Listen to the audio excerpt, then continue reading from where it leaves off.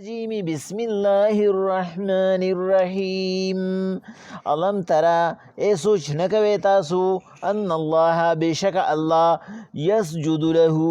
سجدہ کی اللہ تا من ہر ہا غسیز فی السماوات چی پاسمانونو کی دے ومن فی الارض او چی پزمکو کی دے والشمس نور والقمر سپگمے والنجوم استوری والجبال غرنا والشجر غنی والدواب او سالرون کی سیزونا وکثیر من الناس او دیر د خلقنا وکثیر حق علیه العذاب او په ډیرو باندې ثابت شوی دی عذاب ومن یهن الله او څوک چې الله بی عزت کی څوک چې الله رسوا کی فما له من مکرم څوک به ورته عزت ورکی ان الله بشک الله یفعل ما یشاء کوي هغه کار چې اراده ورته وشي هازانی خصمانی دا دو ډلې دي چې مسلمان او کافر دي احتسمو فی ربهم چې بحث کوي په ذات د رب خپل کې فالذین کفروا پس هغه کسان چې کافران شوي دي قطعت لهم ثياب من النار میچ پکړي شي د دې دپاره کپړې د اور نه يصب من فوقهم رؤوس الحميم رؤوسهم الحميم وابړول شي په سرونو ردی باندې اوبو ګرمي يسخر ما في بطونهم يسخر به او روا بړول شي اوبه خټ کول شي جوش به ورکړي شي ما هاغه سیسته فی بطونهم چې ردی په خېټو کې دی والجلود او سرمنو د دیتا ولهم مقامع من حدید د دې دپاره پلکونه دي د اوسپنو کلما ارادو ان یخرجوا منها کله چې دا دوزخیان اراده وکړي چې د دوزخ نه وځي من غم د وجې د ډېر تکلیف او پریشانۍ نه اعیدوا فیها فرشتې به ورته واپس وغورځوي وذوقوا ورته به ووایي اوسکې عذاب الحریق عذاب د اور سیزونکي الله پاک وی پیغمبر علیه السلام دا انسان په یو ښکارا او په یو ظاهري او د سترګو لیدلو په یو فتنه کې پروت دی دی وګوري که نه دی ټول مخلوق ته دی وګوري دی د الله پیدا شوی مخلوق ته وګوري چې ردنه علاوه کم مخلوق دی چې د الله نه فرمانی کی الله چې کوم مثالونه ورکوي د دې مثال نه مقصد دا دی چې د انسان نه علاوه داسې مخلوق نشته چې د الله نافرماني وکړي الله وی الم ترى ان الله دی ګوري نه دی سوچ نه کوي چې بېشکه الله یسجد له د سجدې نه مقصد دلته کې تابعداري ده د الله تابعداري کوي د الله د حکم تابعداري کوي د الله حکم کې منعا بدلون نه راولي من هر هغه څیز فی السماوات ومن فی الارض چې هغه په اسمانونو او په ځمکو دی لکه الله پاک په هغې کې مشهور څیزونه ذکر کوي چې په اسمانونو او په ځمکو کې د کومو څیزونو مقصد دی د الله نو هغه مشهور څیزونه پکې ذکر کوي وایي لکه والشمس ورته وګوره کله یې نافرماني کړې ده انسانه لږ غونته کې خو سوچ وکړه ځان ته تا باندې د الله څومره احسانات دي او د هغې نه باوجود ته د الله پاک هر یو حکم ته او هر یو کار ته او هر یو اصول او ضابطې ته باندې ګوري په څه طریقه باندې اصول او ضابطه هغه د خپلې مرضۍ مطابق کې وګوره د انور ته د انور نه تا ته څومره فایدې دي او د انور څنګه د الله عجیبه مخلوق دی الله پاک چې ته نافرماني یې کړې ده چې ته یې ورځ بیټۍ مه راختلی دی چې ته بیټۍ مه پرېوتی دی والقمر سپوږمۍ ته وګوره والنجومو ستورو ته وګوره والجبالو دی غرونو ته وګوره چې د الله د حکم نه بغیر چې ته رپېدلي دي والشجرو دی ونو ته وګوره والدواب او چارپایانو ته وګوره دواب نه مقصد دلته کې زیرو څیزونه دي وکثیر من الناس او ډېر په خلکو کې الله پاک هغه کل په کل باندې ذکر کړو په هغې کې کثیر او قلیل ونه وي وی وکثیر من الناس او په خلکو کې ډېر د الله تابع دي یعنی ټول نه دي اکثر پکې تابع دي زیات پکې تابع دي د الله پاک اکثر او زیات دواړه ولې استعمال کړو حالانکه موږ خو چې وینو لږ خلک تابع دي کفر سیوا د اسلام لږ دی الله پاک وی زما بنده هغه دی چې ما مني بس هغه یو م ډېر دی موږ وایو د پښتو یو بچی م ډېر دی الله وی دا چې کوم ما مني دا ډېر شي دي زه په دې نورو باندې څه کوم هغه نور بندیان نه دي نو اولئک کالانعام بل هم اضل هغه زناور دي دا د زناورو نه هم چې کوم دی نو زیاده ګمراه دي په دې وجه الله پاک کثیر من الناس ذکر کړو چې ډېر د خلکو نه هم یعنی په مخلوقاتو کې هغه خلق مخلوق کې راځي په انسان کې راځي چې د الله تابعدار دی چې د الله تابعدار نه دی الله پاک یې انسان حسابینا وکثیر حق علیه العذاب او په ډېرو باندې پکې عذاب هم ثابت شوی دی ومن یهن الله فما له من مکرم نو حضور ته دې ته ووایه چې څوک الله رسوا کي چې څوک الله بې عزته کي چې څوک الله پاک پستې ته وغورځوي فما له من مکرم نو څوک بوله عزت ورکړي د پیغمبر علیه الصلاة والسلام حدیث مبارکه دی ترمذی شریف او د نسائی شریف هم دی چې کله یو انسان لګیا شي او د یو فاسق فاجر سړي صفت کوي یو مسلمان لګیا شي او د یو فاسق فاجر سړي صفت کوي یا فاسق فاجر څه ته وایي چې د پیغمبر علیه الصلاة والسلام د سنتو خلاف کارونه کوي ځکه د پیغمبر صلی الله علیه وسلم سنت خو د الله حکم دی نو د الله عرش د ډېرې غصې د وجې نه په زړه کېدو شي چې دا څنګه مسلمان دی چې د په خوله باندې د یو فاسق فاجر صفت راغی الله پاک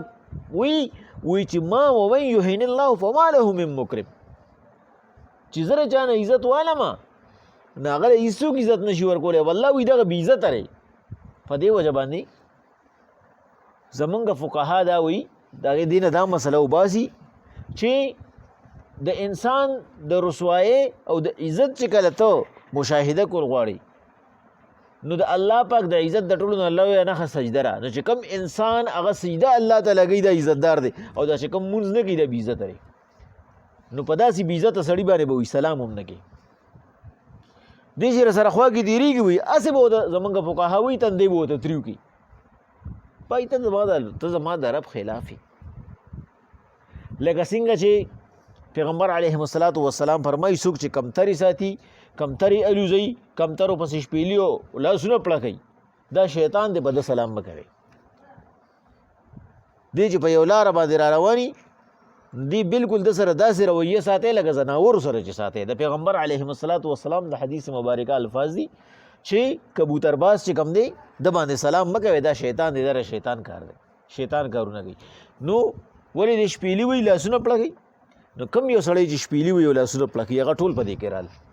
الله وایي دې باندې سره سلام کوې ما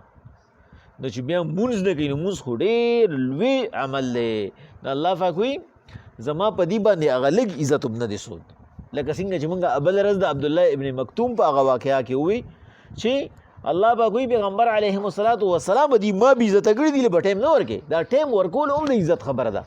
چې دې ستا سره کینی او تا سره ټایم پاس کړي دا خو د دې عزت شو نه دې له به بالکل ټایم نه ورکوې د دې که ضرورت یې راځي ستا نه به ټایم علي نو په هغه ټایم کې به بیا تفریق نه چې دې کې به دې راځي او دې کې به دې نه راځي الله پاک وایي پیغمبر علیه الصلاة والسلام من یهن الله فما له من مکرم د فاسق فاجر او د کافر سړي نه ما عزت اخیستی دی څوک به ولې عزت ورکوي څوک چې ولې عزت ورکول غواړي هغه به زه د هغوی په شانتې کوم ان الله بشک الله یفعلو کوي هغه کار ما یشا چې ورته اراده وشي الله له څوک مخه وهونکي نشته د الله ته څوک رکاوټ جوړېدونکي نشته الله په خپل مخلوق باندې ښه پوهېږي الله وایي هذان خصمان اختصموا فی ربهم دا هغه دوه ډلې دي کومې دوه ډلې دي دا مسلمان او دا کافر او دا آیات د اکثرو مفسرینو پر رایې باندې لکه چې په هغې کې دغه امام رازي صاحب شامل دی په هغې کې ادریس کاندیلوي صاحب معرف القرآن والا شامل دی په هغې کې چې کوم دی نو امام نصفي صاحب د مدارک شامل دی ساوي پکې شامل دی هغې وایي دا د بدر په موقع باندې نازل شوی دی د بدر په باره کې دی چې کله د مسلمانانو د طرف نه چونکې هغه وخت کې طریقه دا وه چې جګړه به کېده نو لاول نه به پهلوانان ووتو نو د هغې نه پس به بیا عامه جګړه شروع کېده نو د مسلمانانو د طرف نه علي رضی الله تعالی عنه ووتو حمزه رضی الله تعالی عنه ووتو او عبید الله ابن الحارث رضی الله تعالی عنه ووتو او د هغې د طرف نه عتبه شیبه او عقبه یا بل رتبه پکې او سیس پکې و هغه راووتو الله پاک وی حضور دې ته وګوره هذان خصمان اختصموا فی ربهم دغه د دې طرف نه د عتبه شیبه چې راووتو د دې علي حمزه او د عبید الله ابن الحارث په مقابله کې دا هغه خلک دي اعتصموا فی ربهم چې د خپل رب مبارک بحث کوي هغه رب چې دی پیدا کړی دی دا دوره غټ خردي چې دی د هغه رب مبارک بحث کوي فالذین کفروا نو د هغه رب د طرف نه ورته ښکاره او کلم کله اعلان دی کم کسان چې د الله نه د خپل رب نه انکار کوي او بحث پکې کوي قطعت لهم ثياب من النار د ده دپاره به میچ کړي شي لکه څنګه چې مونږ دکان ته ورشو مونږ ورته ویل لکه ما باندې به څومره کپړه ولګي هغه وایي شپږ فوټه شپږ اوه ګزه مونږ ورته ویل لکه بس راکټې کا الله وایي د دې دپاره به زه د اور کپړې راکټ کما یصب من فوقهم رؤوسهم الحمیم او راوابړو د پاسه د سرونو د دوی باندې ګرمې اوبه